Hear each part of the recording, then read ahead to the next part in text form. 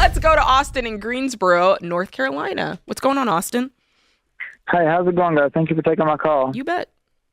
Hey, so my question was, we're new to the Financial Peace University. We just started it. I think we just finished video number 3 or 4. Great. And we're wanting to get $1,000 saved up and so on and so forth, and get debt free. But the biggest problem is that the truck payment. It's my dream truck and I love it, but I'm willing to sell it. I'd rather get rid of it and us become debt free. But the problem is that I owe about right on under 40,000. It's 39,800 something. Okay. And just because of the market, the way that the market's been going is that the value of the truck has dropped down to around 33. Mm-hmm.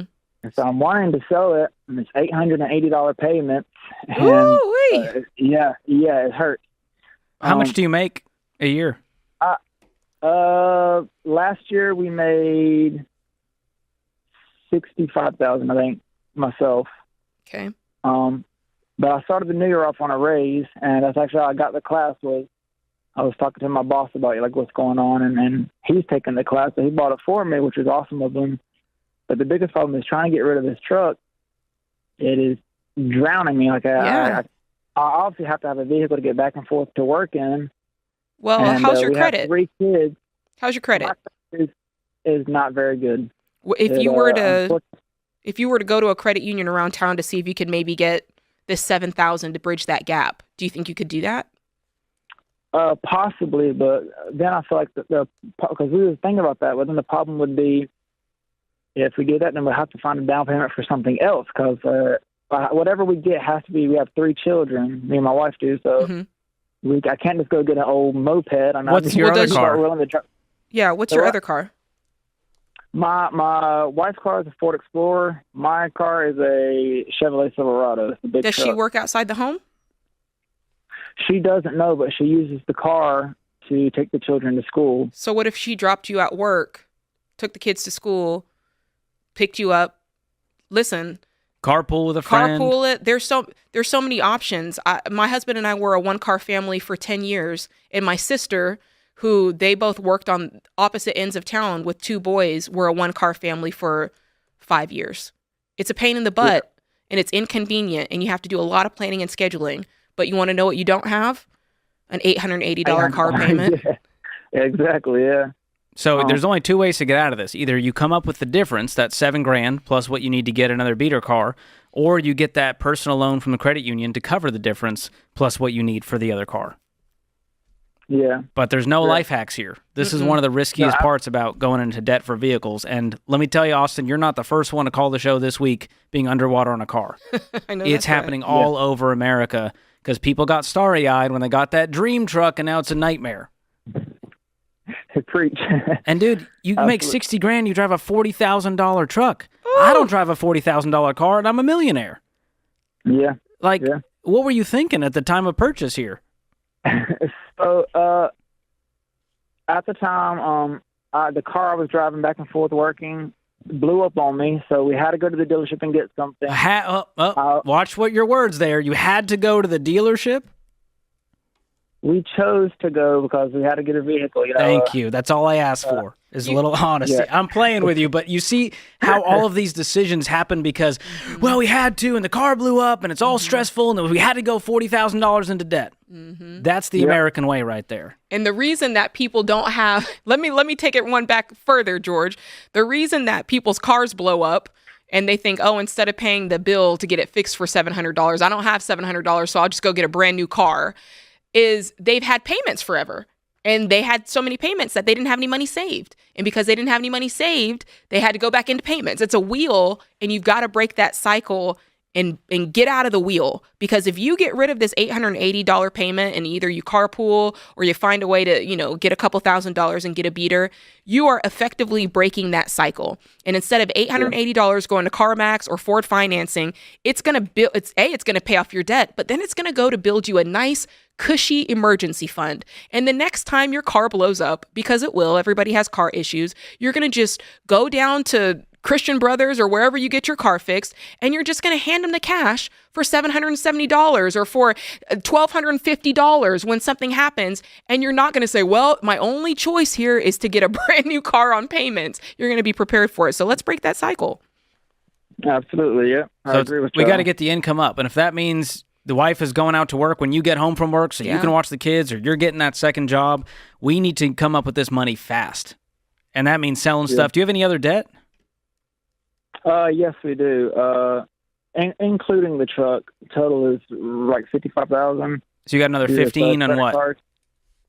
Some of it's credit cards, some of it's medical bills, things like that. Okay. So let's snowball these, smallest to largest. Once we get rid of this car loan, the rest are going to go smallest to largest balance, ignore the interest rates, get that income up as high as possible, no eating out, no luxuries. It's time to batten down the hatches and get rid of this debt. Yeah. And you can do this. This can all be done probably in the next, for you, I'm thinking 6 months. Yeah. You've got a very different financial situation. I think there's two options you and your wife have to choose between. It's either two options or both. It can either be, listen, we're carpooling, and it's going to be a pain in the butt, or it's she's got to pick up extra work so that you guys can pay this thing off super duper fast, or at least save up, make the payment while saving up to bridge the gap between the 7,000. Like, you've got some options, but one of them is going to, either of them is going to require deep sacrifice.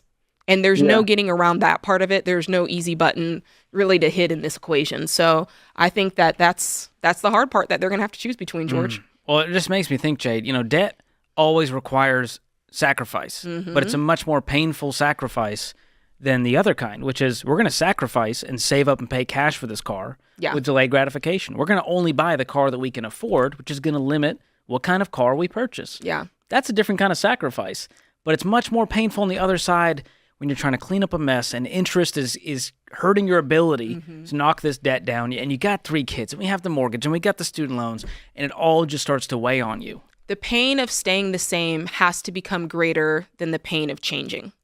And that's really what it's getting to. You've got to feel so stressed and sick and tired and frustrated in your day-to-day life that suddenly that becomes so painful that the pain of change is like, listen, I'll take that. Like, I remember getting to the point of being like, I want a new set of problems. Like, I know what it feels like to not be able to pay bills on time and to be arguing with my spouse and to just be in this state of constant financial disarray, that I was ready to take on new problems of, okay, how do we schedule our life? How do we balance only having one car? How do we figure out conversations around the budget? How do we figure out, trade your old set of problems in for a new set of learnings, and that are, a better set of problems, which is really just you being uncomfortable while you're getting out of debt. And that car, Jade, it's like you put 40 grand on the loan, you ended up paying 50 after interest, now it's worth 20 after you're done paying for it. That hurts my brain. Yeah. Ugh. It's painful. Listen, that car note, that's what's keeping the middle class. Those who get rid of their car note get something called money and are able to build something called wealth. Create your free EveryDollar budget today, the simplest way to budget for your life. Brought to you by the EveryDollar app. Start budgeting for free today. Logan's in Lexington, Kentucky. Hi, Logan. How are you? Good, Dave. How are you? Better than I deserve. What's up? Hey, so real fast, I'll give you a backstory of where I'm at today.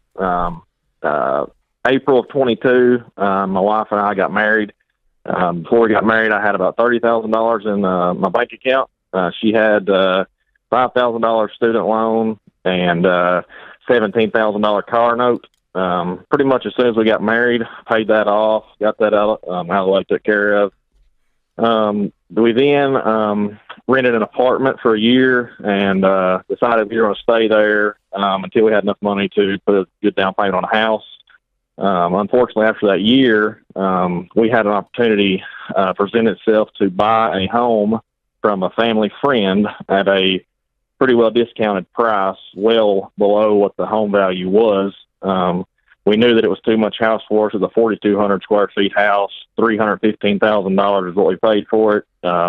First time home buyer, so we didn't have any money to put down. 0% down is what we got. 6.25% interest rate. We knew it was going to be a lot, but we tried anyway. We lived there up until November of this past year, barely making it, living paycheck to paycheck. struggling. Our marriage was struggling. We just decided we can't do this anymore if we want this to work, and we do. So we ended up putting the house up for sale. Sold the house in 7 days for $415,000, so $100,000 more than we gave for it in March. After realtor fees, et cetera, we walked away with $77,000. Within the time that we lived in the home, we accumulated $10,000 worth of credit card debt, updating the home. It was built in 2002, so it was very outdated. And to try to get that home value up even more to sell it, we put $10,000 on a credit card. The furniture for us, and then fencing and new flooring, et cetera, et cetera. Today, I have right at $50,000 in the bank, $22,000 of that 77. I bought my wife a car. We just found out on Christmas Day that she's pregnant and due her first baby. I'm 26, she's 25. I have a car note for $37,500 what I owe on it. So now we have 3 vehicles. 2 are paid off. 1 truck that I have is not paid off. $37,500 what I owe on it.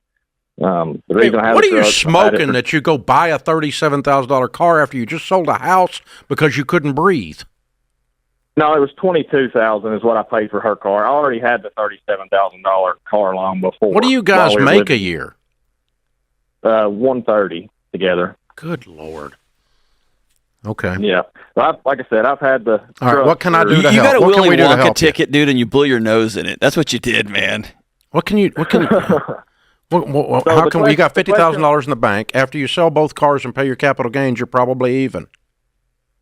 Right. Yeah, that's the thing. I don't know how much the capital gain percentage is. It's not a capital gain. It's ordinary income because you didn't even hold the house a year.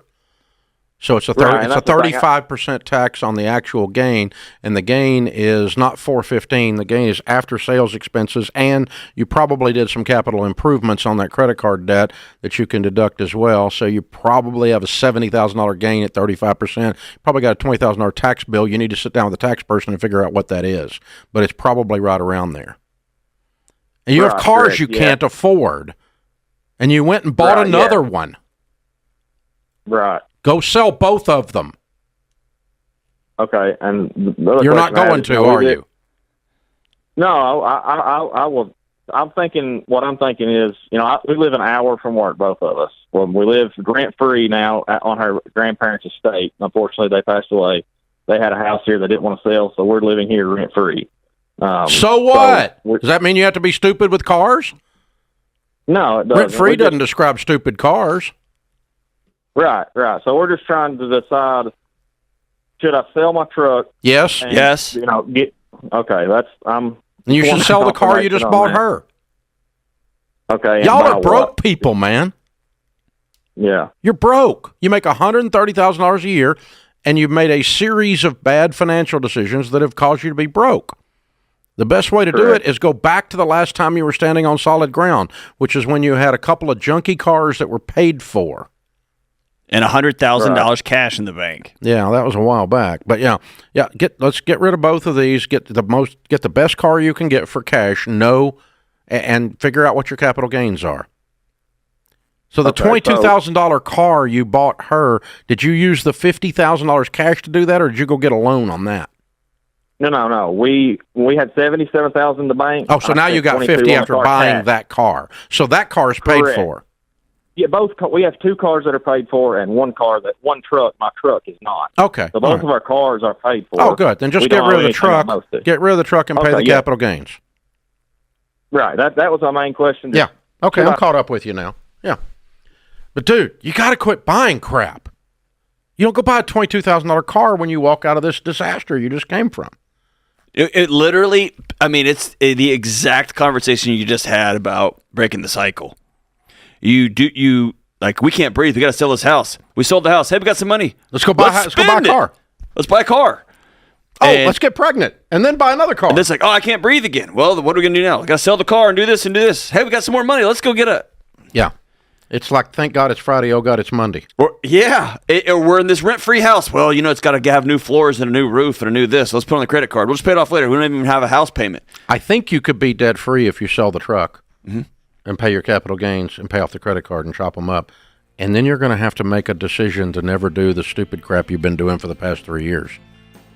You have to do. I mean, when I went broke, Logan, I was your age, and I had to sit down and do an autopsy, a CSI on Dave, and I looked at all the stupid butt stuff Dave was doing, and had to go, if you want to live like this, you can keep doing the stupid butt stuff, or I can stop doing the stupid butt stuff and have a better life. And that's why I'm yelling at you, because I love you. I want you to win, dude. Create your free every dollar budget today, the simplest way to budget for your life. Brought to you by the Every Dollar app. Start budgeting for free today. Back before Thanksgiving, I discovered your show, and I started listening actively. And I thought, my whole setup of how I did money and business was very much off. And I thought, I got to start rearranging things and get on the baby step. My husband and I are on the baby steps. We secured the first step, and we were also getting listening to some of your advice about having all of our accounts merged. So we had put our savings and our checking account together in both names, and my husband had a separate account that he'd had for probably about 25 years. And I told him, I said, you should really put me on that account. This way we can, put some money in that too. And it was a good thing I started listening to your show, because it really helped me discover really what was going on. I'd always been pretty proactive with my own money as much as I could be, as much as I knew how to be. But on the 2nd of December, my husband had called about his other account, which for the longest time it had been pretty dormant. I think he had $100.26 in there for the longest time. And the bank had told him that he was overdrawn $3,000. And he, of course, called me immediately and told me, how can this be? I said, you need to call the bank back and ask what's going on here. So he called the bank, and they had told him that the teller or whatever had given out $3,000, and it got written off his account because his account was one number off from a customer that had it withdrawn from his account, which really made no sense to us. We couldn't understand how. You're telling me they fat fingered the wrong account number and withdrew his account by negative $3,000. $3,000. But it gets even crazier what we've been going through with it, because they said that this had happened back in May of 2024, and here we are in December, and they had said, well, we closed your account in July 8th, and we were like, we never got notice of this. And my husband wasn't as proactive with this other account because he figured, clearly, oh, it's there. I don't have to worry about it. And I just thought, oh, no. So we'd gotten a letter from them, saying, even a copy, saying we're sorry, there was a mistake, and even showing us the teller's number and the individual's name of who got the money, but it didn't solve our problem. They said, the bank then told us they would send us a check for $100.26, which is what my husband had in the account, and he told them, I'm not doing business with you folks because this is nuts. Okay. But they had put my husband into check systems and also gave him a negative credit report across the board. And we were just like, I can't believe this is happening. And I feel like you guys have been burning too many brain calories on this. Yeah, you way take too the many. check, you dispute it on the credit report, and we move on with our life, and we never do business with this bank again. But that's not all, though, because we got the check for $100.26. We thought, okay, it's over. We're done. They're going to fix it. That's not what happened. Then, December 19th, they sent us a check for $2,899.74. And we're like, what's going on here? And a paper saying that, you're still in check systems, you can deal with this with them. And we're like, what? So I contacted an attorney. No. Because if you add the $2,899.74 with $100.26, you come to $3,000. So they were still making us look like we had a black eye, my husband. Okay. So we were like, what's going on here? Talk to the bank about that? They told us, oh, no, we can come and we'll even come to your house and pick the check up. I said, I've never heard of stuff like this before. What? Is it a big bank? Is it a mom and pop? now it's a big bank, yes. which we were just shocked by. So here's exactly what's happening. I'd be willing to bet, my truck's not very nice, but I'd be willing to bet my truck this is what's happening. They're a humongous bank. One teller either is screwing with the system, but more than likely he made a mistake, he or she made a mistake. And they doled out $3,000 to the wrong account. Fine. There's no person at a humongous bank. It's all automated. And I can almost guarantee you that whatever email address your husband signed up on that account 15 years ago or whatever, he's got emails from that bank that were automated and just cranked out. Or he got letters that he just didn't open because he knew he had $100 in that account. Everything on those big banks is automated. Even the refund check that accidentally got automated to you guys. And so, stop doing business with a big bank. That's why I like a bank. I was texting my banker today, right? I like that. I like having their cell number. And I'm an old Luddite when it comes to that kind of stuff, but I like knowing the person to call. And like George said, you guys are wasting way too many brain calories on this. You don't need to get an attorney. You need to dispute it with the credit reports. We did, and they did send them a letter, and they said they're still going to clear it with check systems, so we're waiting for that to happen. Yeah, they will. You're just dealing with a bunch of zeros and ones. You're not dealing with people. But here's the thing. I'm going to go back. Companies make mistakes. Big systems make mistakes. That's why we tell everybody to check your stuff every month. Well, we had moved, and we had given our new address, but nothing had ever come here. And the old address... or your husband says he did. He actually changed his address with the bank. Yeah, I don't think he did. Yeah. Not with USPS, but did you change it with the bank? He says he did. Yeah, but probably not, right? Oh, he said he did. I know. I don't think this is worth fighting with him over. I don't think this is worth... No, I mean, we're not fighting about it, but you know what I mean? It certainly makes you feel a certain type of way. It's very jarring and shocking. That's right. This could happen. $3,000. It's like, wow, how did this happen? It sat there for so long. It's just computer on computer, and a humongous bank that's worth $2 trillion. They're just going to write it off and go. It's not worth. They've done the actuarial table. It's not worth their time to mess with $3,000. They just peg your credit and they write it off and they move on. None of this is malicious or personal. It was just someone who was inept. Yeah, it's a system. And well, I can say I'm just glad that I did tap into your show and got more proactive with checking. Good. And also, I don't let money just sit around. I want my money to have a goal and a purpose. And so if it's not your checking for bills, put it in a high-yield savings account. Okay. Have you done that yet? No, I haven't done that yet. Yeah, I'm just getting started. Like I said before Thanksgiving, just discovered your program and just getting started. So here's the deal. Can I flip this whole thing around for you? Sure. You're awesome. Thank you for saying that. You're awesome. You started digging into some challenges, and you drank the Ramsey Kool-Aid. Welcome to our cult. We're going to hook you up with Financial Peace University. You and your husband can watch that. We're going to pay for it. And we'll hook you up with Every Dollar app that y'all can share together, and y'all can start keeping track with all of your money. So hang on the line here. We'll get you hooked up. But let's flip this whole thing around. Wow. Y'all caught a $3,000 error, and the bank's trying to fix it for you. That's amazing. That's awesome. You're getting back on the right track. So I'm glad y'all started digging into this stuff, because now we're on the right path. Focus on the future. Create your free Every Dollar budget today, the simplest way to budget for your life. Brought to you by the Every Dollar app. Start budgeting for free today. Let's go to Ann in Pittsburgh. Hi, Ann. Welcome to the show. Hi. How are you today? Hi, we are doing well. How can we help? Well, I hope you can help. That's my question. Is there any hope for our situation? We have been married 19 years. We're in our 50s. We have one special needs son. We're both self-employed. I have a business from home, which has been very helpful with our son and being home when he gets off the bus, all that kind of stuff. My husband has always controlled 99% of the finances. My name is not on the bank account. I don't have a login. His business and our home bills are combined on the same account, which I know probably should not be that way. We have a home loan of about $243. If sold, it might be worth $700,000. The big problem I came to realize is that our credit cards are at $209,000.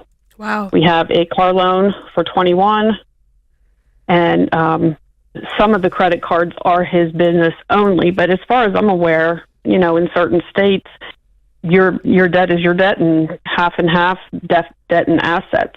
So I guess I'm trying to figure out. I can't get through to him. He just blows up when I try to say, hey, let's try a budget. Hey, here's all the credit cards on an Excel spreadsheet that shows all the percentages. Like, it's just kind of banging my head on a wall, and I don't know how to protect myself, how to protect my son. The only good news is that I do have a 401k that is in my name from before we were married, and then we also have I have a little bit of savings, and then he does have a life insurance policy. God forbid anything happens, but he's not well mentally, and he's been threatening a lot of things, and I thought I should try and get some advice. Are you thinking about walking away from this? At this point, I really can't right now. I can't right now. My business is here on the property.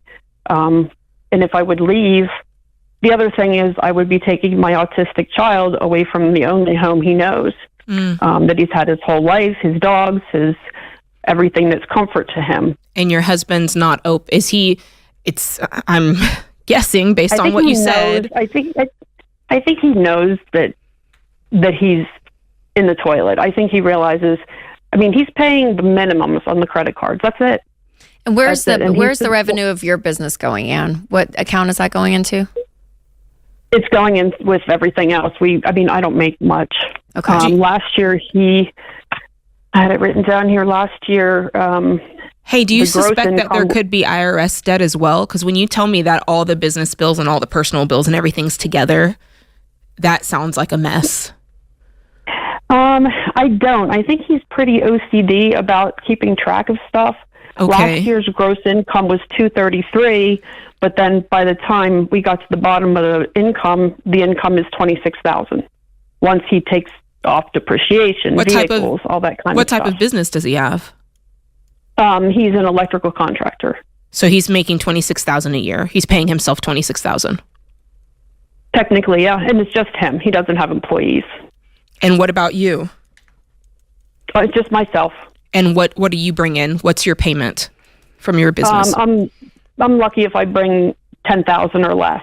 So you guys combined are living off of $36,000, and you've got the $21,000 in car debt, and how much in credit cards? $206? $209. Okay. And is there anything else that you think might be out there, not including the mortgage? No, and of that $209, $40K is his just for his business. But of course, I'm pretty sure I'm liable for that as well. But everything else. And so is he using these credit cards to keep you guys afloat just month to month? Yes. Yeah. Yep. And when you said he's not mentally well, do you mind going into a little bit more detail on that? There's increased alcohol. You can tell there's depression, upset. We'll even mention the debt. We'll mention, my wife told me that we're this much in debt, and, she must be full of it. I don't believe it. And he'll say this in front of his best friends, and it's like, oh, my God, now he's, sharing it with folks. But I think he's embarrassed. I think he doesn't know what to do. Yeah, I do, too. Yeah. So I think, and it just sounds like my first protection is for you, and the fact that you don't have any access to anything, Ann. There could be a whole other life he's living, right? On different levels, on different scales, financially not. I'm like, you have no clue what's really going on, because the money is kind of the paper trail to a degree on life, and being able to see that, and you have no access to that, which is a hard line I draw. You have to be able to have access and have everything visual that you see. It's one thing if you're like, oh my gosh, he's a spender, I'm a saver, I don't know what to do. It's a whole other thing, and you cross another line into another level of seriousness when you don't have the ability to access your money. Hey, so this is it's a more serious weight there that I hold now in this conversation, that creates more ultimatums. And I hear you say I can't leave, all of that, but what I would do is that there's other ultimatums in this marriage that has to change, because you're not safe at that point, right? Right. How'd you find out about the 209? Just curious. Did he tell you, or you discovered it? Oh, he did not tell me. I discovered it. I started going through his files. Okay. And I made like the biggest Excel spreadsheet you'd ever want to see in your life. And I just, tried talking to him, and, we were okay there for a while. Oh, I'm paying it down. I'm paying it down. And then, once a year I'd pull these files again and get everything sorted. And I did it again this year. And I said, he's to the point now where everything is minimums. Yeah. For me, this falls into what I would call a level of financial abuse and infidelity, because he's keeping everything on his side. He's making moves without sharing them with you, and they're at the detriment to you and your family and your son. And I would push back on the fact that there's nowhere for you to go. There's always an option. But I can guarantee you this, it is not going to be a comfortable option. There's going to be no piece of it that feels comfortable or easy or, right. You know what I'm saying? So I do think that you have to give yourself an ultimatum, and you need to say, all right, what am I going to do? What are my limits? What are my boundaries? And what is my time frame for me to, and what is an indicator that this is moving forward, or that it's staying the same? Does that make sense? You have to have something very real and very measurable for this situation. Yeah. Yeah. Right.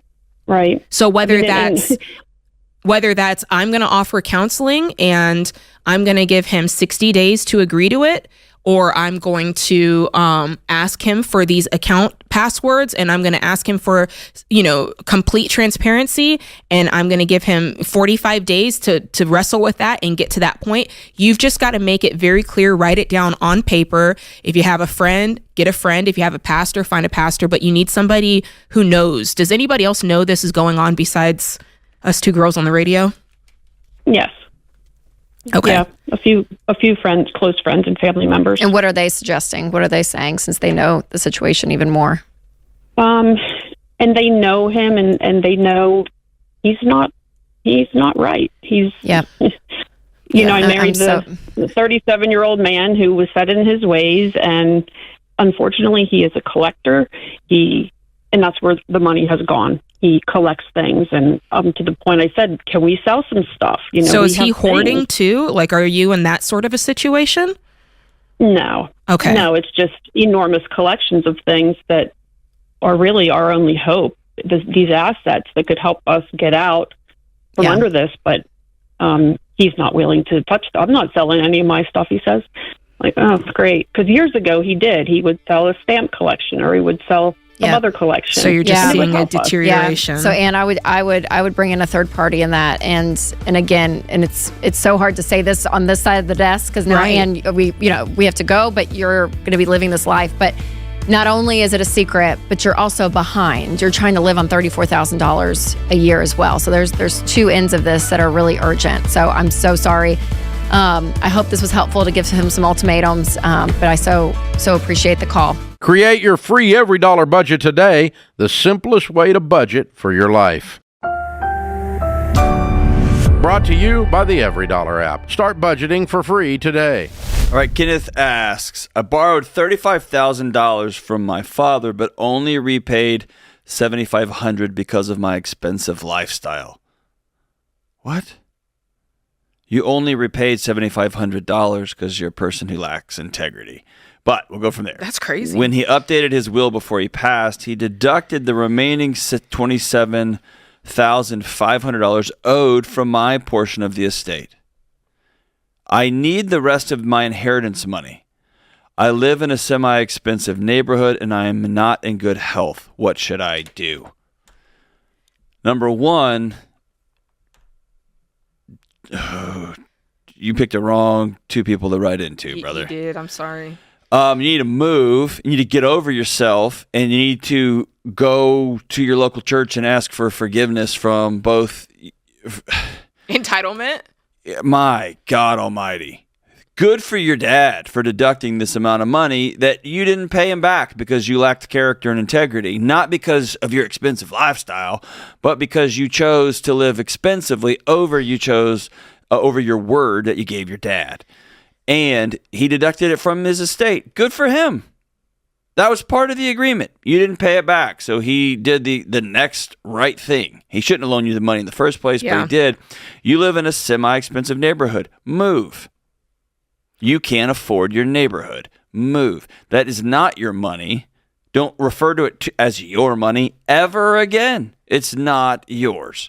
It goes to whoever else he designated it to. Why? Because it's his money, not yours. And I'm going to say something's going to get me in trouble, so I'm going to be quiet. What do you think, Jade? I say go for it. No, I'm just, okay. I hate this entitlement. I hate this. That's mine. I hate this. I can't stand all of this. It's nonsense.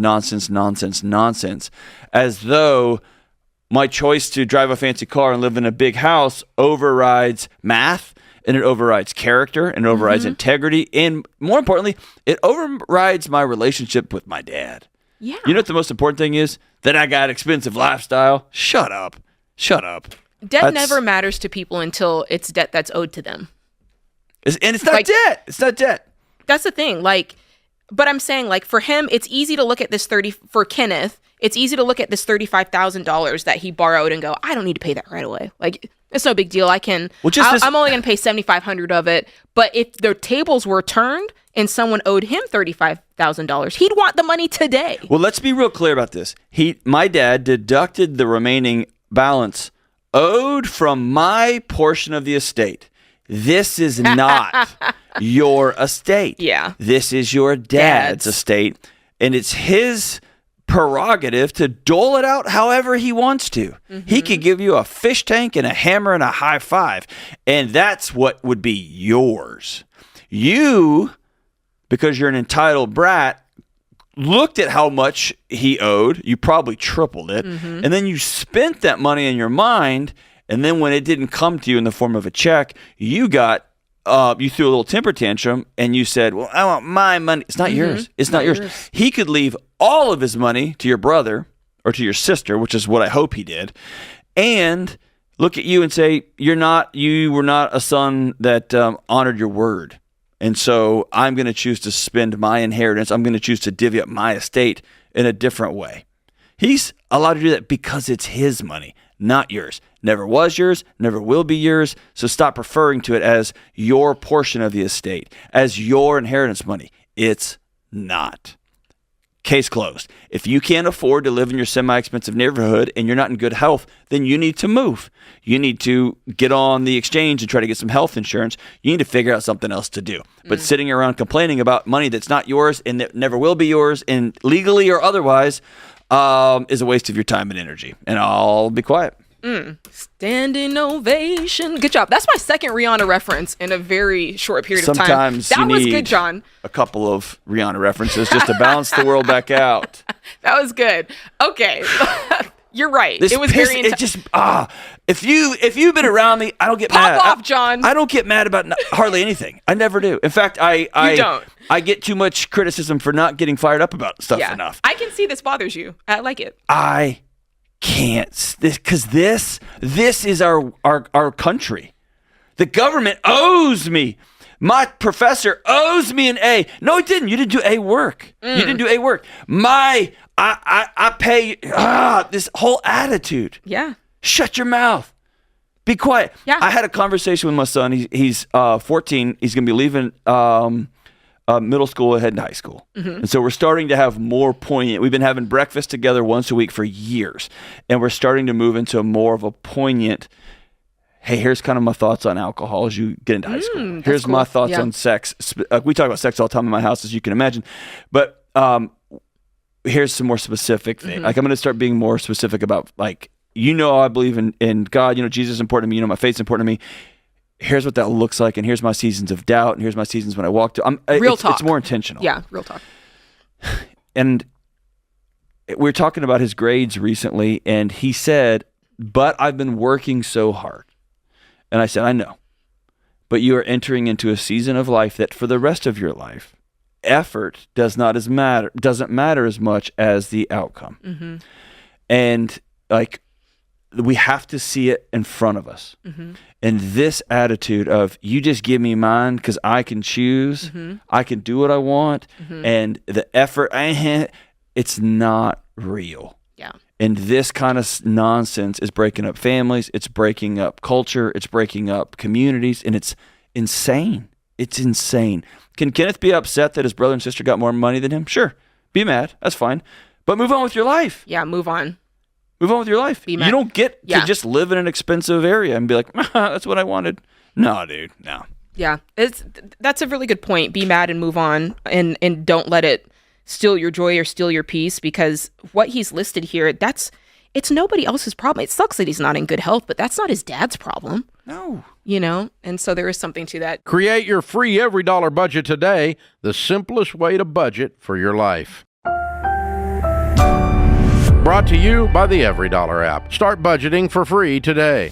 Today's question of the day is from Adam in Florida. I'm a new listener, and I've got a burning question. Is there any way to leverage debt and stay aligned with your methods? No. We tell people not to borrow money.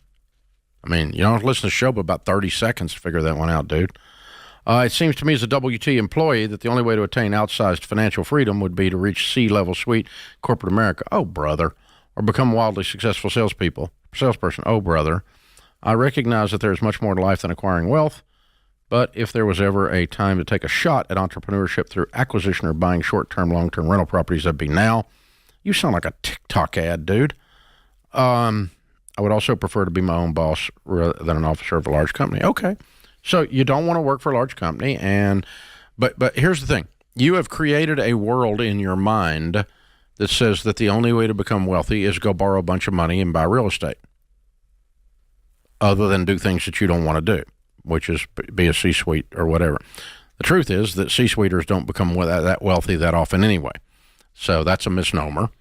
A high percentage of small business owners build wealth if they survive in business. The number of people that borrow money to buy real estate and 10 years later are not bankrupt is almost zero. So I'll give you an example, Adam. When I was in my 20s, I did this. You obviously have not heard the story. So I got a degree in real estate. I grew up in a real estate household. I got my real estate license when I turned 18 years old. 3 weeks later, I sold my first house to another guy as an agent a week and a half after I got my license. So I've been doing this a long time. It's in my blood. I really know real estate. I started buying real estate from nothing, went deeply into debt, buying everything I could buy, everybody that would loan me money, because I was doing this stuff back then, before there was cable TV or TikTok to tell you how to do it. And I was doing all the things that they're showing people to do now. And I bought and bought and bought and bought and bought. And by the time I was 26, I had $4 million worth of real estate that I owed $3 million on, starting from nothing. I was a millionaire. And in 1983, I made $250,000. That's $20,000 a month in 1983 doing real estate. So I was successful. Except I'd borrowed a lot of money. And my largest lender that I owed $1.2 million of that $3 million to got sold to another bank, and they called our notes because they looked over and said there's a 26-year-old child that owes us $1.2 million, and this scares the crap out of us for good reason, and we want him to bring us our money now. Let me tell you what you call real estate that you sell fast. Cheap. That's what you call it. There's one way to sell real estate fast. Low price. So I start giving away my real estate to meet these note calls. Our second largest lender got word that I was in trouble. Within 24 months after all of that, I was bankrupt. I lost everything I owned. I was sued. I was foreclosed on. Our marriage was hanging on by a thread. And with a brand new baby and a toddler, I was bankrupt and got the opportunity to start over. So a man with an experience is not at the mercy of an idiot on TikTok with an opinion. I've been there, done that. I got all your T-shirts. So don't do this, Adam. Don't do this. Not because I had a bad experience, but because what I learned during that time was I joined the Nashville Real Estate Investors Club. As a matter of fact, I was an officer in the Nashville Real Estate Investors Club. It was formed by a nothing down guy named Robert Allen, who wrote the book called Nothing Down. If Robert Allen was in the business today, he'd be big on TikTok. Nothing Down, the book called Nothing Down. And he formed these clubs all over America, people buying nothing down real estate. By the way, he went bankrupt. Interesting. The guys that were in that club that were buying real estate on debt, which was almost all of them, some of them more debt than others, some of them less debt, 10 years after I was bankrupt, you know how many of them were still doing real estate? 2. The rest of them had gone broke. The 2 that didn't had sold off the vast majority of their property to get the debt paid off and clear a handful of properties. So this idea that you're going to build wealth with highly leveraged real estate is absolute hogwash. It simply does not work 10 years later. You can't find somebody that's been doing these flips with heavy debt that survived 10 years. You can't find a 10-year-old one. They don't make it because it's such high risk. There's so many mistakes you can make, and I'm a freaking expert at this. I mean, I was really, really good. Dude, I was a millionaire by the time I was 26, starting from nothing. I was good at it. I was a pro. So, you're the things you are asserting in this are absolutely false in this question. So how do you become wealthy? Our millionaire statistics, the largest study of millionaires ever done in North America, say it takes an average of 17 and a half years. You fully fund your 401k with a match and good growth stock mutual funds, and you pay off your house, and you stay completely out of debt on everything. If you want to buy some real estate, you do it after you get your house paid off, and you pay cash for your first rental. And then you'll have a lot of cash flow because you don't have any stupid payments. And then you pay cash for your next rental. And then you pay cash for your next rental, which, by the way, is what I started doing when I turned 28 after I was bankrupt. And now I'm worth several $100 million, and most of it's in real estate, and I haven't borrowed a dime since I was 27 years old, ever again. I don't borrow money. It is not a proven plan to wealth. As a matter of fact, it's a proven plan to not become wealthy. Yeah, and I would miss say, something. Well, I want to address this last sentence. I would also prefer to be my own boss. We have a young man here. I don't know if he's young or not. Sounds like it. But you don't know if you want to be your own boss or not. We have 70% of Americans in recent polling said they wanted to work for themselves, but only 6% of Americans do. There's a massive gap there. And the reason is because what we think we want to do in the form of working for ourselves, actually, we don't want. Because when you've got a gap, Dave, between 70% wanting to be self-employed and 6% are, it's not all it's cracked up to be when they actually look into it. It's really hard. I'll tell you what, when you work for yourself, your boss is a jerk. Yeah, and more demanding. You think you had a demanding boss before? Wait till it's all on you, pal. And so I just want to point this out. He worked you to death. Yeah, I love the entrepreneurial spirit we see of this young generation. There's a difference between wanting it and wanting to do what it takes to get it. And I think this is a young man who doesn't know what he wants. I would say I wanted to validate. Well, I know what he wants. He wants the shortest possible path to wealth. That's it. That's all in here. Well, we all want freedom. Welcome to the human race, right? That's why John Locke and Cicero and Epictetus and Thomas Jefferson all created this phrase, the pursuit of happiness. But here's the deal. I've sat here in this studio and watched thousands of people talk about attaining outsized financial freedom, the words he used here, and they did it the way you described. Outsized financial freedom in 2024 is the Baby Steps Millionaires that we talk about and that we have helped do it. That's outsized because most Americans are up to their eyeballs in debt and are going to retire broke. There's only 15 million millionaires in America. That shows you the percentages right there. That's outsized, don't you think, Dave? And so if you have $1 million net worth, what you own minus what you owe, you are outsized. That's right. And it's the first step to having 10 million. Never has there been a C-suiter on that stage that I'm aware of. Maybe there has. Yeah, we get them occasionally, but it's very rare. But the correlation between I have to be in the C-suite in order to be one of the 10,167 people that we interviewed that are millionaires, there's almost no correlation. None whatsoever. Now, I will tell you that the fourth largest category of career is business executive. That's right. Which would include C-suiters. Sure. But these people are steady investors. They're not impatient. But Adam, your question screams of immaturity.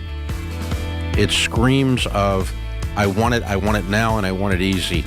Please, honey, I did it. Don't do it. Don't do what I did. It's painful. That's why I do the show, so I can keep guys from like you from becoming guys like me, because what I did was really stupid, and it really hurt everybody I loved. Create your free every dollar budget today, the simplest way to budget for your life. Brought to you by the Every Dollar app. Start budgeting for free today. So I purchased a home in 2022. Right now, I've made a decision to rent the home. I'm currently living with my mom and grandmother. The home needs some repairs. I've put some work into it thus far, but I need about $20,000 to $25,000 more to complete the repairs to get it rentable. My question is, why are you not living in it? Well, because I live with my mom and my grandmother. My grandmother's 95, so my mom and I are kind of taking care of her together. And then just joint economics at this point. I've been with my mom for this long, and it's kind of just works out this way. You used to live in the house, though. I didn't. No, I have not lived in the house. You've never lived in the house? I've never lived in the house. Huh. Yeah. So now I have, like I said, I'm need about $20,000 to $25,000 more. So you live with your mom because you don't have any money, but you bought a rental house. No. I bought the house. I'm paying the mortgage on the house. I know. You bought a rental house. Yeah. Yes. But you live with your mom for economic reasons. I didn't have a plan when I bought the house. I really stumbled upon it, got it within 30 days, and then it was just like, okay, you secured the property, now what's next? Yeah. So I kind of grappled with what to do, whether move in or not. Sell it. Sell it? You're too broke to be a landlord. You don't have any money. You live with your mother. Okay, but I could live in the house if I chose to. Yeah, but you don't choose to because you have economic problems. I wouldn't say I have economic problems. It's what you did say. My goal is to rent the property to make money because D.C. is a really hot market. I am comfortably living with mom, paying the mortgage, getting things done there, and plan to rent the house that will pay for the mortgage, and I can save. Maybe I'm misunderstanding. Let me back up one more time, okay? Because maybe I'm missing something. I thought you told me you lived with your mother for economic reasons, meaning you don't have the money to live in the house. Okay, that's not correct because what were you saying when you mortgage. said economic reasons? Well, because I've been here and I've just been able to save while with my mom. That's not an economic reason. That's just, I want it. Okay. Yeah. What do you make a year? Saving. What do you make a year? I make $96,000 a year. Okay. All right. And so you don't have the $25,000 and you make $96,000 a year. And how long has the house been sitting empty? Coming up on 2 years in June. Why? But all this time I've been making repairs. I'm repairing. I'm doing repairs on the home. So I have a few more $1,000 needed to make those final repairs to get it rented. Are you saying it's uninhabitable, habitable, meaning you can't get anybody in there until all this is done, the 20 to 25? Well, I needed maybe about $10,000 to make it habitable. The house was habitable when I bought it. It just needed cosmetic updates. The biggest blow was I needed to put it in the new HVAC system. That was the biggest blow thus far. But other than that, it's cosmetic. The reason for the delay, to keep it short, I'm working with a contractor who is working with me.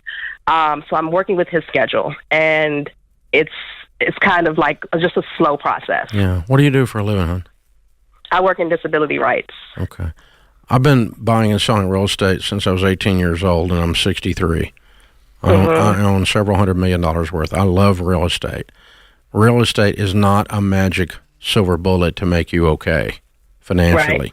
And you have bet a ton of your emotional life and too much of your financial life on this one rental property, and it still has sat there empty for 2 years. You suck at this. You've got to get better at being a landlord and managing the project. Let me tell you, if I had that house, I'm not working on any contractor schedule. They freaking work for me. They're working on my schedule. You better get the dadgum thing finished because I want rent. I'm not sitting there paying payments on this stupid thing for 2 years and collecting no rent because some contractor can't get out of his freaking pickup truck because he's hungover. Come on. This is stupid. You got to get this thing finished. And so you've got to increase your landlording and project management skills, or you shouldn't be in the business. I really think you should sell this house. I really do, because I don't think it's as big a blessing to you as you think it is. Okay. I really think that. And then take the pile of money that you get from it and decide where you want to be 10 years from now, and where you want to be living 10 years from now, and what kind of life you want to build. But I would never tell someone as their financial coach to go buy a rental property while they're living with their mom. So what if I decide to move into the property? Okay, because that's on the table as well. Okay, then fix it up and move into it and have a life. But get that done now, not 2 years from now. I mean, you can do that immediately. Right. So what is the house payment? The house payment is $36 a month. $3,600 a month. For 2 years. Man, how are you not just screaming?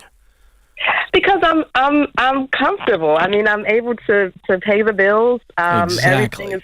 So here's the thing. This house, it's not going to make you the money you think it's going to make. You're not going to. What do you think you could? By the way, you don't have the money to actually fix it up. That's why you called. You don't have the money to actually fix it. $20,000 to $25,000, correct?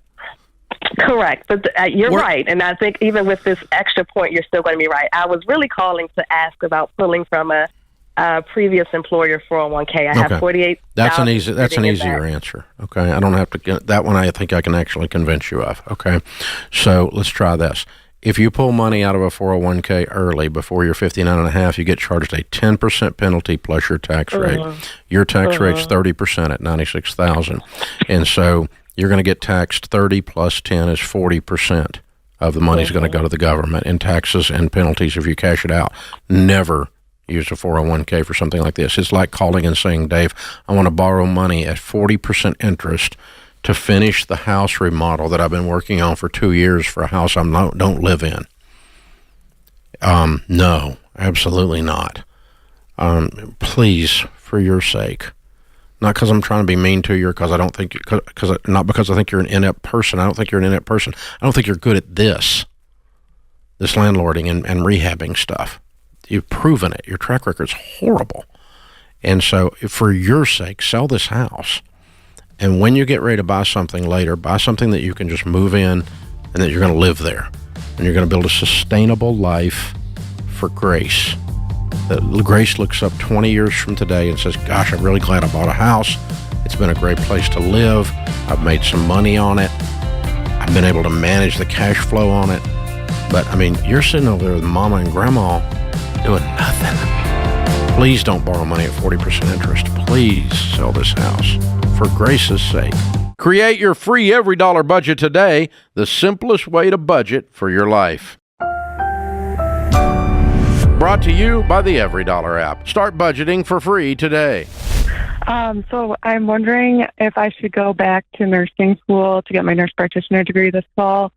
I keep going back and forth because I had my second baby a few months ago, and I went back to work part-time. I've been back for about a month, and I was full-time before. And I feel like I'm in a sweet spot. I feel happier at work. I feel like more patient and kinder with my patients. I feel like life is more manageable than when I was full-time after I had my first baby. So I'm nervous to take on like another endeavor. Why would you? At this time. Why would I take? Well, I mean, I don't want to do bedside nursing forever. I would like to become a nurse practitioner, and it would be less. But to justify the expense, you'd be full time. Well, my dad offered to pay for it, so I feel like I'm so grateful. Still, you're going to have to go. You're going to have to go do the work. He's going to pay for it. And to justify the expense of doing this, you would want to be full time. After I get the degree, working part. And you're telling us that you're happier part time. So there's some conflicting views here. So what do you actually want to do? I mean, that's what I'm trying to figure out. Yeah. I mean, I don't know how it will be. Like, I want to set my family up for success in the future so that, like... Was this a financial thing? Do you guys need more money? Like, I mean, I would like to have more money, like, to be able to... What does your husband make, Kristen? Well, he probably makes the past few years like 25 to 30, and then I've brought in like 60, and I'm very fortunate because I have a lot of support from my parents, so I'm debt free. But like my mom. How old are you? I'm 33. Okay. Why is he only making 25? He could make a lot more. What does he do? He's a builder. Full time? No. We've been trading off on childcare, but he definitely could work a lot more. I've been encouraging him to work a lot more. I feel like he was kind of raised like with a mindset of like just making enough to get by. Yeah, once you're 33, it's not your parents' fault. It's your fault. Right. I don't care how he was raised. He ain't working much. Mm-hmm. And maybe the way he got to not working much is his parents weren't motivated people. The family were people that sat around and did as little as they could do. But it's time to grow up now. You got kiddos, and he needs to get his butt in gear. Mm-hmm. Yeah, a lot more than you need to go back to school. Are there other jobs you can do? Here's the net result, okay? Your husband sits on his thumbs, you're working part-time, and you're freaking grown-ups who live off your parents. Yeah. That's the net result. Your mom and dad ought to cut y'all off so you could grow up. Mm-hmm. Y'all need to step up. No, you don't need to go back to school in this setting because you're bailing this whole situation out because nobody's doing anything but you. And no, I think we need to address his work career aspirations, and he needs to go be somebody, and then you can pick up more hours as a nurse. And if everything's rocking and rolling and you're quit taking money from your parents and you're running your own lives and you're doing pretty good, and you decide, hey, I want to throw my shoulders back, I want to be a nurse practitioner, I really want to go do this. For me, not just because my husband doesn't work much and not because my dad's willing to pay for it. Good Lord. No, how about you want to go be somebody? That's when you should go do it. Yeah, I think we need a bigger reason here than just like, well, I want to set up my family for success. That's code for my husband doesn't make any money and my mom and dad give us money. That's what that's code for. So y'all need some independent success. Yeah.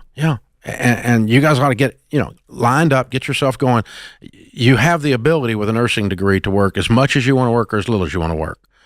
And until you're running that through and he's got his career off and going and his work ethic issues addressed and you guys get off the dole from your mom and dad, and that's not a blessing, it's enabling at this point. So, yeah, y'all need to, it'd be good for y'all, be good for your mom and dad, be good for your husband, to have the dignity of running the lane by yourself, putting the ball in the hoop and go, we just scored. That's important for people. This sense of, I'm in control of my destiny, I know it, and I care about it. That kind of mojo is what will carry you to actual success. Yeah, and then when you got that stuff going and you call in and you go, hey, I want to step up one more level. I want to level up and be a nurse practitioner. Yeah, we can talk about that. And then if you want, at that point, if you wanted to accept a gift and your dad wanted to pay for that, that's fine. But this is all just masking over the fact that y'all aren't dealing with it. And that's what I want y'all to do for your sake. Doesn't affect us, but that's found. As we take calls, a lot of people want to go back to school because they're sort of in this conundrum life crisis, and they just think going to school will hopefully solve everything. Yeah. And it's rarely the right next step. It just seems to be the thing I can It's keep where I myself can busy run to escape, because we've told people that you automatically make more money if you increase your education, and that's not true. Now, it would be true in her case because nurse practitioners do make more. Okay, but this general vague thing of, okay, so the answer to everything is go back to school. No, really not. Not unless you're already successful. And then you want to just add some tools to your already successful belt. Or you're going to take a complete left turn and go into something that requires some certifications that you don't have. Then you can do that. But, all college is not good. The right college, the right study in the university is excellent. But when you get a degree in left-handed puppetry or German polka history, and that's not her, she's not trying to do that, and you're going to end up a deeply in-debt barista. That's what you end up. And so all college is not good. That's not, that's a misnomer. And we've told people a lie about that. And then we financed it, and we give a 17-year-old $100,000 debt who's never done anything. Then Sally Mae and the colleges go, we can make a lot of money off these people. Yeah. Let's go raise tuition. It's your government screwing their constituency. And now we got $1.5 trillion in student loan debt. $1 trillion. Can you even spell that? Create your free Every Dollar budget today, the simplest way to budget for your life. Brought to you by the Every Dollar app. Start budgeting for free today. So my wife and I, a few months back, were presented an offer or deal from my parents to buy their house from them. So through them and not a mortgage company. So pretty much like a rent-to-own. We had about $60,000 in debt. So we decided to sell our first home and take their deal. So we used that money to pay off about $30,000 in debt, the equity from our the sale of the house. So my question is after we pay off a little bit more debt, which we have about $30,000 left, is it smart for us to continue to pay the house through my parents or get a mortgage loan? So you simply just took over the payment. There was no paperwork? There's no payment. The house is paid for and you're paying them payments. No, so my parents have a mortgage and we've agreed on a price to buy the house. The house, the price that they're selling it to us, quote unquote, is below market value. They're selling it to us at the county appraised. Which is what? $340,000, and market value is like $380,000. And what do you guys make? Right now I make about $75,000 a year. My wife is with my two kids. Okay. And we did have a house we were paying. That one was about $240,000. We outgrew that house. That's why this house was a bigger house for us, and we just outgrew it. Yeah. So your take home pay is what? About $72,000. Oh, that's your take home pay, $72,000. Yes. Okay. All right. And so we're dealing with like $6,000 a month, and your payment on this mortgage is how much? $2,000. $2,000. That's a lot. It is a lot, and we went from $13,000 at our. You went from being able to afford your mortgage to not being able to afford your mortgage. Is what you did. Yeah, we did get to pay off, like you said, $30,000. Yeah, but you still have $30,000 in debt left, right? Mm-hmm. Yes. Yeah. And you don't. And you gave your parents $30,000 already? No, we have not paid them. That paid off your other debt. That paid off the other $30,000 of debt you had. Yes, that paid off $30,000. Yes. I thought you got $60,000 out of the house when you sold it. No, we got $30,000 out of the house when we sold it. I had $60,000 in debt. Oh, okay. So you got no money now. I have a little bit in my savings, and then what we have, what I make, obviously. But what's in your savings? How much savings do you have? Right now, we have $3,000 in savings. Okay. So $3,000 in savings. You've got a mortgage that you're paying. That's a third of your take home. Dude, you guys have made such a big mess. I don't even know where to start. This is a disaster. Here's the problem. Okay. You're a renter. You do not own the house, and you're not on the mortgage, and you do not have the money to purchase the house, because the purchase of the house to get a mortgage will require a down payment. Mortgage companies don't just give 100% loans. And so you don't have the money to purchase the house, and you can't put the house in your name with that other mortgage on there, because that mortgage has what's called a due on sale clause in it, that if they transfer the title to your name at the courthouse, the mortgage company is going to call that mortgage due in full and foreclose on your butt. And so you guys have made a huge mess because you didn't know what the flip you were doing. All of you just thought you could just slop around and this would work out just because you wanted a bigger house. This is awful. So I think the only way that I can see out of this is for you guys to take 6 jobs and quickly put together some money for a down payment. How much is the balance on the mortgage? $90,000. Okay. And you're buying the house for $300,000. Yes, they're selling it to us. That's the agreed amount. Okay. Yes. All right. You're going to have to sit with a mortgage company and figure out how you can either your parents gift you another $30,000 out of this remaining equity, and they show that as a down payment on this house, and you get a mortgage and get the house into your name, for God's sakes. Because if your parents have some kind of a problem that even they didn't mean to have, they are in a car wreck and get sued for $500,000, and the insurance doesn't cover it, the $500,000 lien will be against this house because it's in their name. It's not in your name.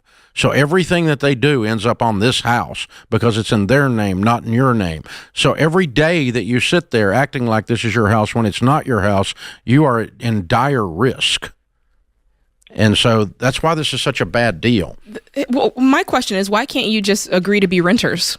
Why do we need to jump the gun to buy it? Why not say, okay, because there's nothing that points to any form of ownership.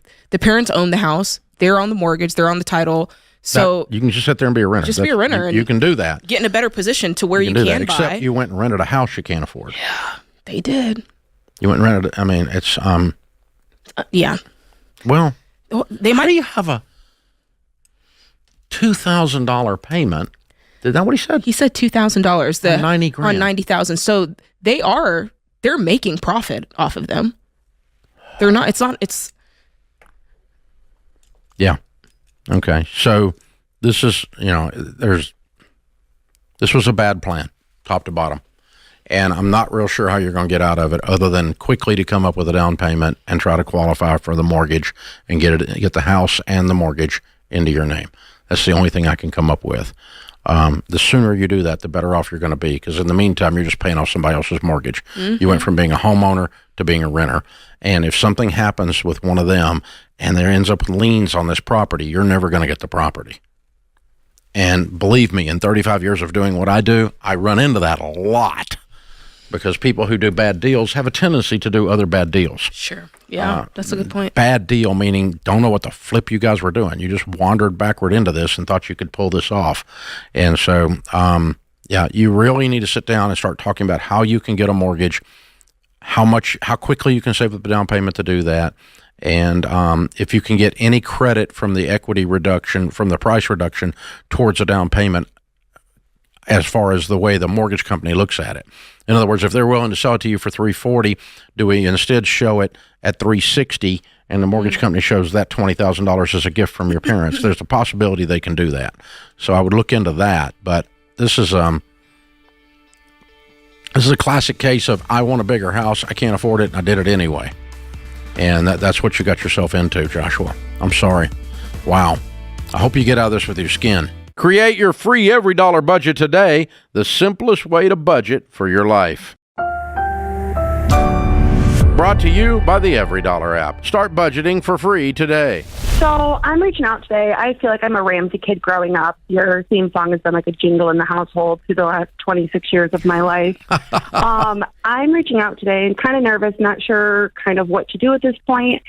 We make just under $100,000 a year, my husband and I, and he is getting ready to hopefully go back to school here in a couple weeks. Just kind of waiting on that official acceptance, and we will be able to get about 60% of our income. And we were running numbers last night, sitting down, trying to evaluate things, and I'm just not sure what we do with such a large reduction in our income based on what we kind of saw with our expenses. Are you guys able to cover the basics on 60% or on 40% of your income? Barely. We do have 2 kids, so we are bearing the price of childcare times 2. On the positive side, he's old enough now, he's in his early 30s, where he's going to be going to school on Pell Grants and scholarships, so we don't have to necessarily work on like cash flowing his education. But I'm just kind of concerned with how we're going to structure like our living expenses. How long will he be in school for? Roughly 8 to 13 months. And it's a full, roughly 7 days a week, 9 to 5. They said don't plan on working during the program because it is such a vigorous course. Well, that means there's childcare is no help at all. Exactly. Okay, so childcare stays there, and you're making $40K, and you can live on that, or not. If the answer is not, you can't do it. Well, Yeah. I mean, Yeah, I don't think, and we've looked at a couple different options. My parents are getting ready to retire, but I don't really want them spending their whole retirement watching their grandkids 5 days a week. well, the 8 to 10 months is not their whole retirement. True. Okay. Yeah. I mean, if they want to do it, that's another thing. I mean, they may not want to do it. It may not be an option, but I mean, what's he going to study? Electrical lineman. So he wants to do high power voltage. Okay. And so he's making 60 now. He'll come out making 80 day one. Yeah, I think they said apprentices start roughly 45 to 50 an hour flat rate, not including any overtime, so the income. And his apprenticeship is like only a couple of years, and then he'll be making serious money. Yeah. Yeah. Is he going to travel with it? No, I think he plans to stay local. We bought our house in 2020 for fairly cheap at a super low interest rate, so we're not really willing to give that up right now. Okay. Because, I mean, if he's traveling, it's a whole different world even in that world, as you know. Okay. Well, here's the thing. It feels like the way you're describing this, that you first decided for him to do this, and then tried to figure out if you could afford it rather than the other way around. Like you should have figured out if you could afford it before he decided to do it. Because his primary job is to not become a high wire guy. His primary job is to feed his family. Yep. And if he can't do that, then he can't do this. Yep, and he's talked about picking up like a part-time job or working with his current employer to see if he can work odd-end hours to kind of fill those gaps. But they said not to do that. Yeah, they didn't recommend it until they kind of get into like the core of the program. So, and he's been working towards this roughly about 6 years. He's paid off roughly $7,000 in debt because currently we've done step 1. We've been working on step 2, but as soon as he started to get the beginning of the acceptance, it's just we kind of froze step 2 for a minute to say, okay. How much did you guys have left, Emily? For our debt? Yeah. Not including our mortgage, about $35,000. Okay. On what? Student loans, a vehicle, and then we put a new roof on our house after we purchased it. How much do you owe on the vehicle? I want to say roughly $5,000. Okay. Is there a way for him to delay this like a year, and you guys get in a position where you pay off debt, you can get savings or like any level of traction? If you had no debt and had your emergency fund fully funded, you could probably see your way through this a lot more, to Rachel's point. Yeah, and that's something he's considered. I just know the program he's currently in, he's put it off and talked about it, and he's applied. And so what? None of that really matters if you have hungry children. When? Yeah. So, and he put it off. It's tough. Our income is the scary This is part. grown-up land. Yeah. You got to do what you have to do to feed your family first, and then you do this. So you'd be in a much better condition if you said, I'm going to intentionally spend this next year getting our crap together so that when I do this, it doesn't put my family in jeopardy. Because you're really saying you can't figure out how you're doing this. You keep saying we're barely going to make it, but what you're really saying is we can't make it. Okay. Aren't you? Well, looking at the numbers, I think it's slightly doable, but it's then again getting out of our comfort zone of our current lifestyle and getting into that new lifestyle. And I'm just concerned. Well, I can handle you. I mean, I you can give up your comfort zone. That's what, that's nothing. It's not comfort zone I'm concerned about. It's food. Yeah, and the necessities will be met. That's our biggest thing. I'm just worried about any additional expenses or things that come up. How much is your house payment? $1,000. And your take home pays $3,300. Yes. And you're going to run the rest of this household on $2,300 a month, including $35,000 worth of debt. Bull. That's Bull yeah. crap. That's what we're. Yeah, the numbers aren't crunching. And No, they're not crunching at all. Yeah. So they're crunching, but it's not a good sound of crunch. Yeah. Yeah.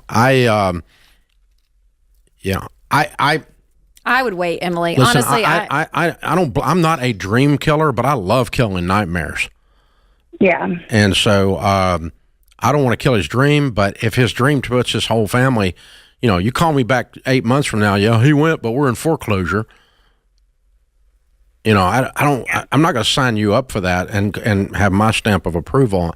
I want him to go do this. Mm-hmm. But I want him to do it in such a way that he doesn't put all of you guys in jeopardy, and he doesn't want to put you guys in jeopardy. But you guys have not thought this through until last night. Yep. So we've been, looking at stuff, and I've pretty much run our budget. I mean, he's not a spender. It's not the question. I'm just looking at I'm not saying he's a bad guy. childcare. I'm saying you guys together have not thought this through until last night. And you have to. Stephen Covey says one of the 7 habits of highly effective people is they begin with the end in mind. And last night you did that for the first time on this, and it took your breath away, and that's why you called. Yeah, because I just wasn't sure on what to do. And so here's what I'm going to tell you. If I were in your shoes, here's what I would do. My first choice would be for him to wait a year. Rachel's suggestion is excellent. And if it takes 18 months or if it puts the whole thing in jeopardy, so be it. I'll call that God. And so God put it in jeopardy because God says don't do things where you can't feed your own family. Those that don't take care of their own household first are worse than an unbeliever. Bible, okay? So we're going to call it that. Now, But I am convinced that if he can get in there this round, he can probably get in another round. So that's choice 1. Choice 2 is you guys look around there and figure out how we're going to increase our income above your base, and mom and dad are going to commit to keep the kids and drop your daycare bill, because your daycare bill is probably, $2,000 a month? Yeah. Honey, your daycare in your house, and you don't have any money left for food. I just did that. Yeah, so that's what we're looking at childcare alternatives and reaching out and trying to find lower. Wait a minute, is your childcare $2,000 a month? Yeah. Plus $1,000, $3,000. Yeah. Your take home's $3,300. Your budget's not tight. It's impossible. You cannot go forward unless you adjust something. It's fantasy. Okay? You don't have any. Yeah, that's just ding ding. So adjust the childcare, sell a car. Take 6 jobs. He works on the side even though he's not supposed to. And for 8 months, you grind it out like that? And for 8 months, and you pay a price for him to get to be this? I'm okay with paying a price to win, but I'm not okay paying a price knowing I'm going to lose. That's a bad idea. It's one life event away from, to your point, foreclosure, a car being repoed, they can't even all make of it. It's 1 month away. Well, yes. You can't even get to the food budget here. Create your free every dollar budget today, the simplest way to budget for your life.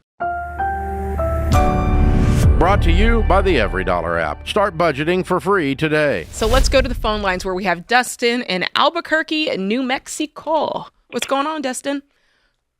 Hi, how's it going? Good.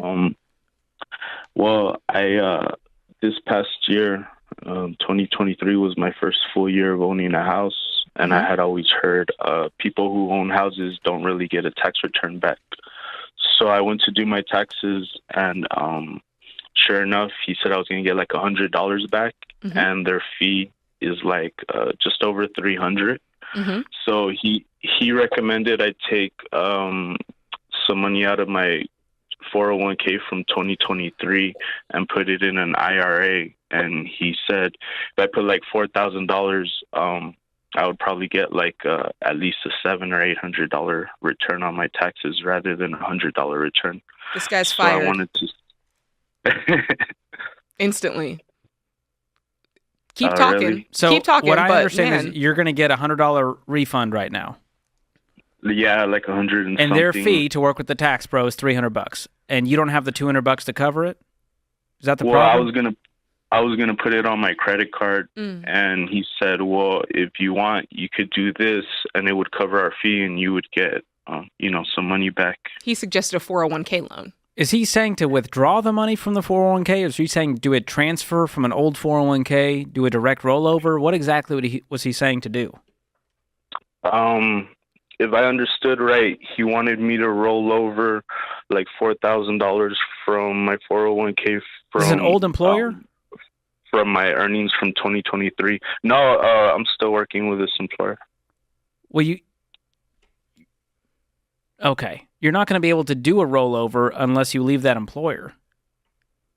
Oh, okay. So what he's saying to do, it sounds like he's saying to withdraw money from the 401k. He wants him to withdraw it to pay.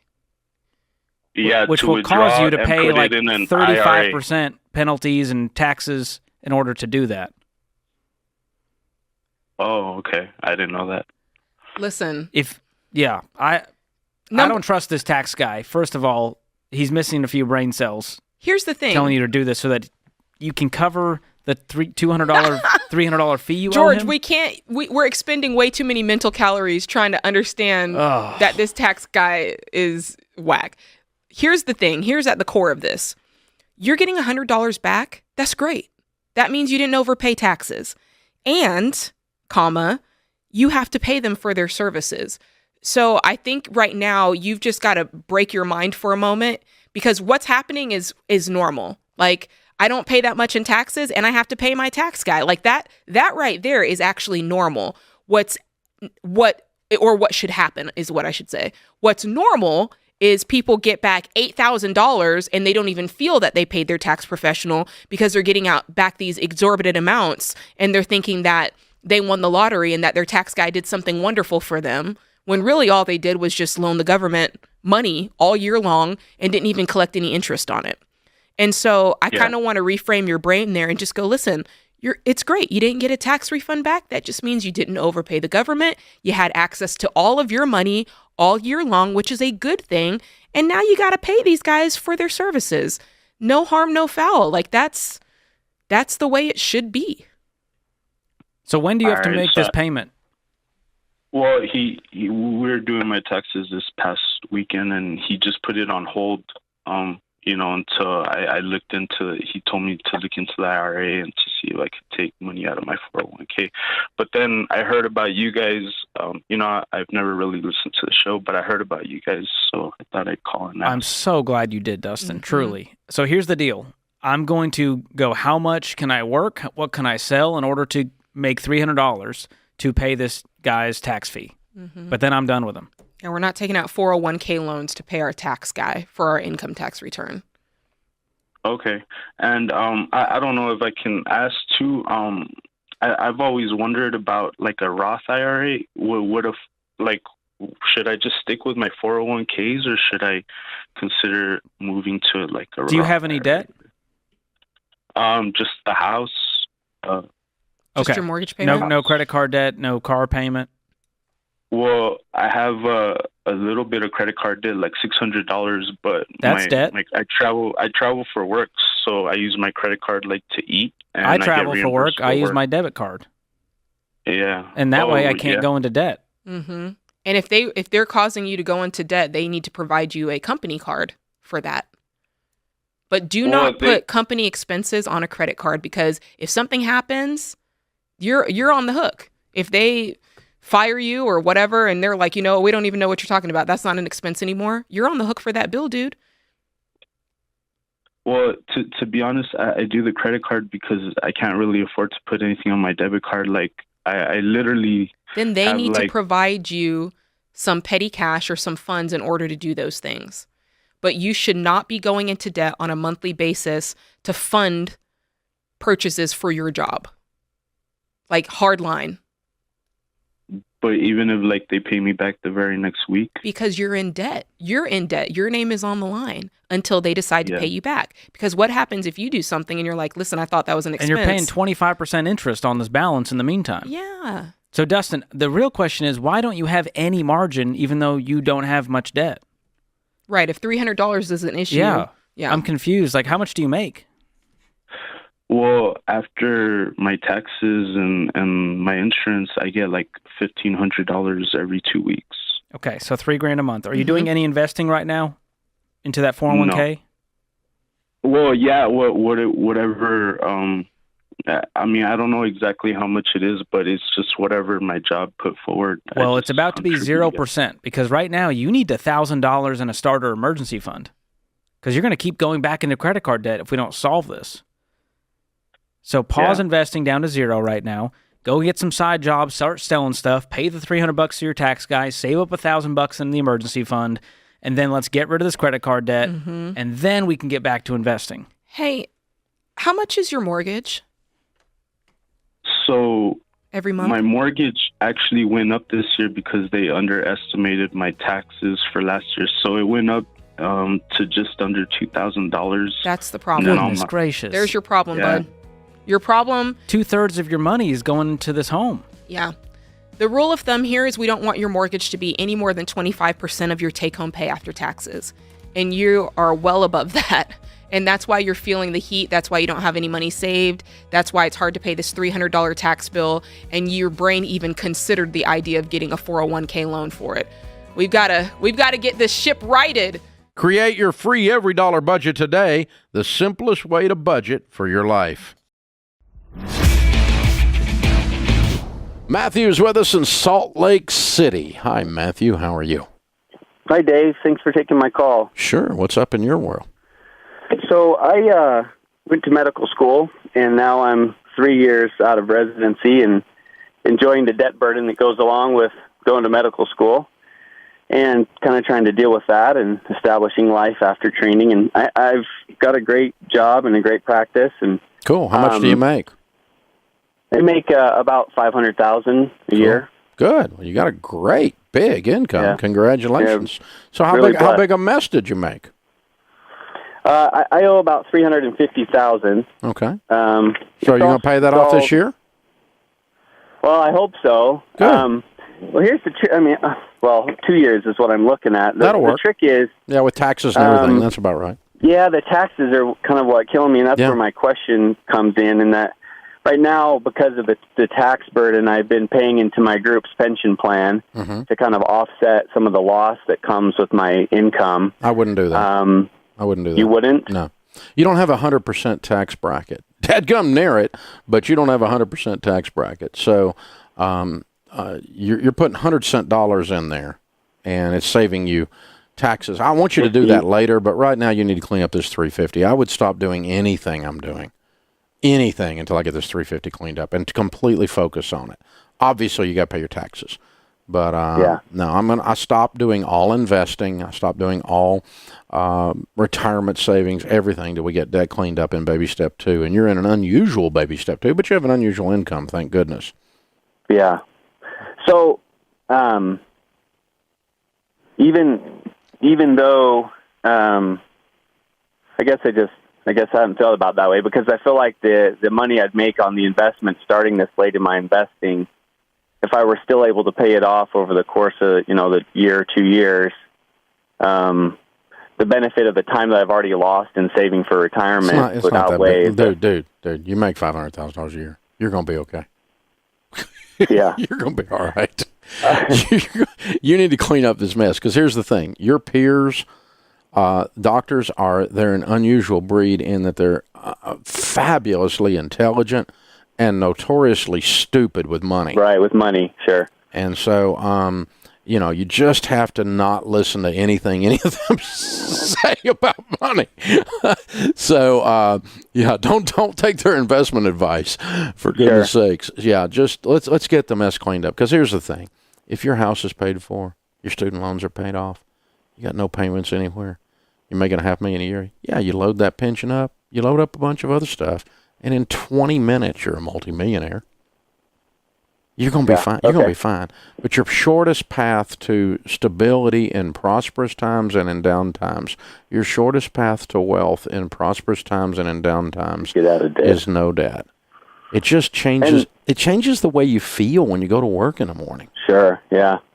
And so I have a couple loans that are, different interest rates. One of them, I know you talk about paying off the lower balance first to get the ball rolling. Mm-hmm. I feel like I've got a ball rolling, and I've got some bigger balances that the interest on them is quite high, and so I was thinking maybe I'd attack those. So what is the interest rate? 5. I have one that's 5.125 and another that's 5%. Okay, and the lower interest rates are what? 3.5 and 2.4. So the spread is 2%. If that were true on $200,000, that would be a $4,000 swing. So it's pretty insignificant, yeah. Compared to $350,000. The significant thing is your dedication that you use to get through 16, 18 years of school to become the high income earner that you are. If you will take that set of emotional maturity that you have, the ability to delay pleasure to win, and if you will apply that is your X game. That's what takes this get out of debt. That's your secret sauce, dude. And you've already captured what most people never capture in their life, and that's the ability to live like no one else so that later you can live and give like no one else. You proved that by the track of study that you did, and that's why I never, ever say a doctor makes too much. I will never tell you you're overpaid at $500,000 because you paid a price that nobody else would pay to get to be where you are. You earned the right to get paid this money. And so I'm completely on your team. Use that same emotional X factor, and that's more important than the $4,000 savings. If you want to mix it up a little bit, dude, mix it up. But be done in 2 years. Yeah. Okay. Yeah, that's my goal. And according to our budget, if things just hold, the way they are in our plan, then we'll be out of it. It'll feel so good. Yeah. And here's the thing. Make sure that I want to make sure our listeners hear this. Okay. Screwing around with the interest rate here, it changed the equation. $4,000 out of $350,000. So you don't have a $4,000 problem. You got a $350,000 problem. So you hit it with $350,000 solutions. And moving the interest rate around is not. It's what is that? Turns out to be 1% of the solution. 99% of the solution is named Matthew and $500,000 income. That's your solution. Thank God you got the income to go with this mess. I know, right? I know. I feel very blessed. Very blessed. What field of study? I mean, what field of practice? I'm an anesthesiologist. Of course you are. Yeah. It's the best. I was more nervous to talk on the radio than I was to, save a life in the operating room. So. I bet. Well, it's one of the best fields of study because you guys get paid so well. Well, I'm so proud of you, man. Grateful. Now clean it up, and I want to hear from you when you're debt free. All right. Hey, thanks for all you do. I appreciate it. Hey, man, be good. Open phones at 888-825-5225. Yeah, you're going to stick a needle in my spine, and I want you to be undertrained and underpaid. No, I don't. No, I don't. I don't want an epidural from somebody that's underpaid and undertrained. I hope you make $1 million a year. Think, people, think. You people that think you're not supposed to make money. Oh, my goodness. Hey, guys, thanks for watching. If you enjoyed this video, click the subscribe button to get the latest content and check out these other great clips from the show.